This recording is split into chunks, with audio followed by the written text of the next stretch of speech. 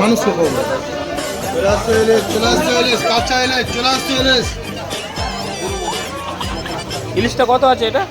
এটা নিলে 1000 1 kilo size হবে? কিলো তো হবে।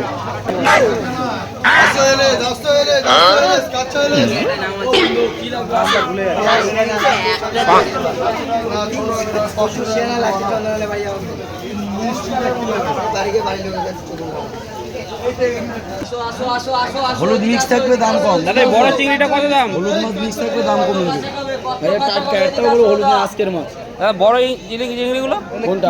এই যে বড় চিংড়ি এটা 3500 টাকা কিলো। রকস্টার পম্পলেট নেবে? ভালো পম্পলেট হবে, নিয়ে যাও। বলেন কি লাগবে বলেন ম্যাডাম।